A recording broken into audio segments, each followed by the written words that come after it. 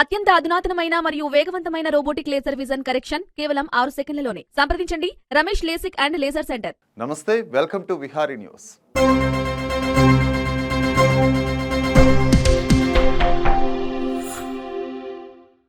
నాగోబా జాతర అతి పెద్ద గిరిజన జాతర.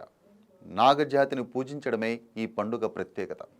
ఆదివాసీల ఆరాధ్య దైవంగా ఉన్న నాగోబా ప్రతి ఏటా అమావాస్య రోజు తమ ఆరాధ్య దైవమైన నాగోబా పురివిప్పి నాట్యమాడుతాడని గిరిజనుల నమ్మకం.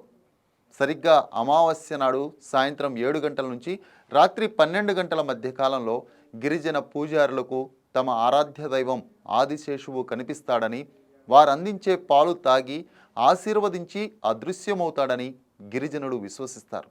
అయితే సామాన్య ప్రజల కోరికలే కాకుండా నేతల కోరిన కోరికలు తీర్చే దైవంగా విరాజిల్లుతోంది. కొన్ని శతాబ్దాల నుండి నాగోబాని దర్శించుకున్న నేతలకు వైభవమైన రాజకీయ జీవితం అందించింది. ఇప్పటి వరకు 3 నేతలను మరోసారి సీఎం పీఠం అధిరోహించేలా దీవెనలిచ్చిన నాగోబా ముచ్చటగా 4వ నాయకుడిని ముఖ్యమంత్రిగా దీవించింది. తెలంగాణలో ఆదిలాబాద్ జిల్లాలో ఇంద్రవెల్లి మండలంలో కేస్లాపూర్ గ్రామంలో ప్రతి ఏడాది పుష్యమాసం అమావాస్య అర్ధరాత్రి వేళ ప్రారంభమయ్యే నాగోబా జాతరని మేస్నం వంశీయులు జరుపుతారు.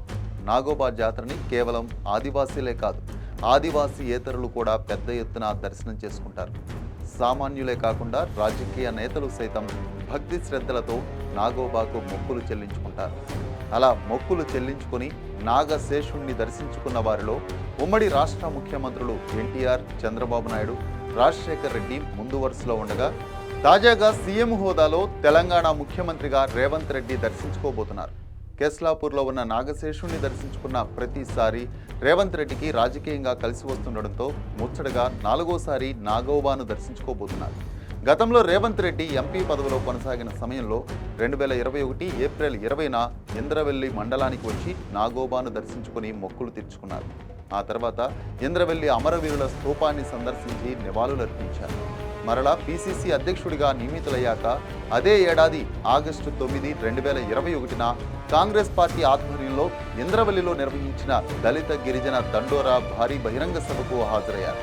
మరుసటి ఏడాది 29 జనవరి 2022న నాగోబాను ముచ్చటగా 3వసారి దర్శించుకున్నారు రేవంత్. పీసీసీ అధ్యక్షుడిగా రేవంత్ దర్శించుకున్న సమయంలో మీరు మరలా ముఖ్యమంత్రి హోదాలో దైవాన్ని దర్శించుకోవాలని మెస్రం వంశస్థులు ఆశీస్సులు అందించారు.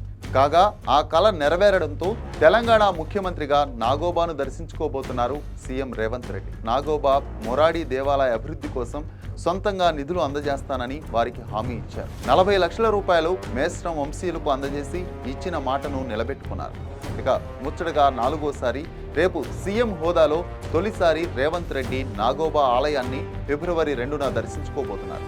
అందుకు ఇప్పటికే అన్ని ఏర్పాట్లు చేశారు అధికారులు. ముఖ్యమంత్రి తొలి పర్యటన కావడం, చలో ఇంద్రవెల్లి పేరిట విజయభేరి భారీ బహిరంగ సభను నిర్వహించనుండడంతో కాంగ్రెస్ శ్రేణుల్లో కొత్త ఉత్సాహం కనిపిస్తోంది. ఇప్పటి వరకు నాగోబాను దర్శించుకున్న ముఖ్యమంత్రుల్లో 3 ముఖ్యమంత్రులు ఉమ్మడి రాష్ట్రాన్ని ఏలిన దిగ్గజ నేతలే కావడం విశేషం. 1995లో అప్పటి టీడీపీ సీఎం నందమూరి తారక రామారావు నాగోబాను దర్శించుకున్నారు. ఆ సమయంలో నాగోబా ఆలయం శిథిలావస్థలో ఉండడంతో ఆలయ అభివృద్ధికి ₹1 కోటి నిధులను కూడా విడుదల చేశారు. ఆ తర్వాత 2001లో జన్మభూమి కార్యక్రమంలో భాగంగా కేస్లాపూర్లో పర్యటించి గిరిజనుల ప్రగతి కోసం పలు సంక్షేమ పథకాలను నాగోబా నుండే ప్రారంభించారు చంద్రబాబు నాయుడు.